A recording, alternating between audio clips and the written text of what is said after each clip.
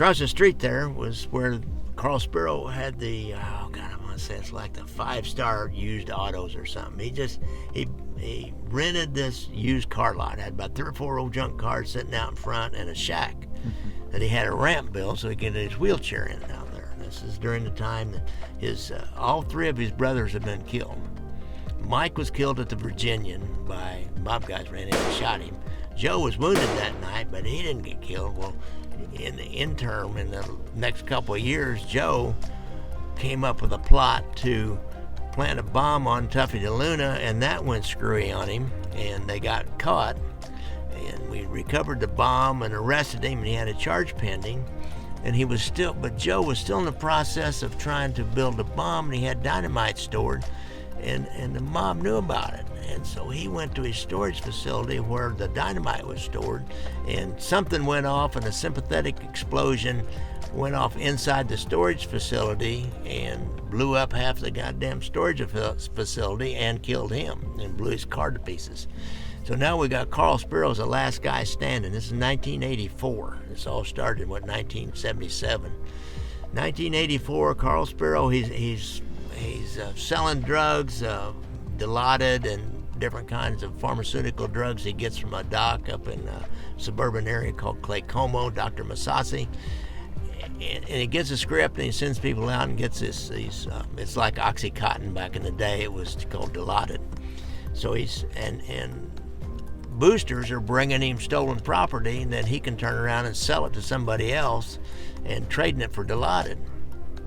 So we've got an ATF, an undercover state trooper. We bring him in from out of town, and we get a guy out of jail as a booster, and they start coming down here all the time and doing stuff and selling him stolen property, and sold him a gun, and we're trading drugs with him and buying drugs from him, and they had a case. They had several cases made on him. They were ready to put him in the penitentiary for a long time on a state level. When they got a call one day, they're on their way down to the lot, and they get a call that says, "Do not go down. Go back to the safe house, and we'll contact you there." And then when they got back to the safe house, they told them.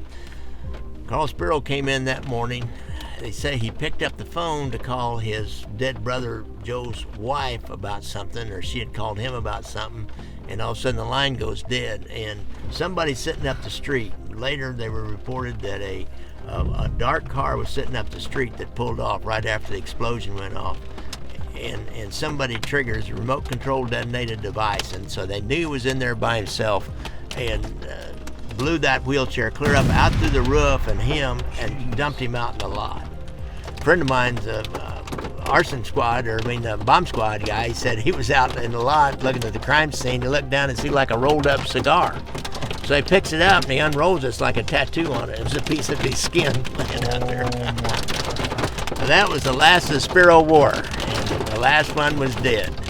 The Mafia and their bombs, man. A lot of mobsters have been killed this way. You look at this lot now, and there's nothing there. I mean, you wouldn't even think that anything went down there. There's nothing. You can't even tell a bomb went off there. Please comment any key takeaways. Please share this video with anyone that you think will enjoy this type of content. Please hit subscribe if you want to get the rest of the Mafia tour. At the end of this video, a playlist will pop up called the Kansas City Mafia Tour. You can click that and watch all the other videos that are linked to this tour. Thank you again for watching.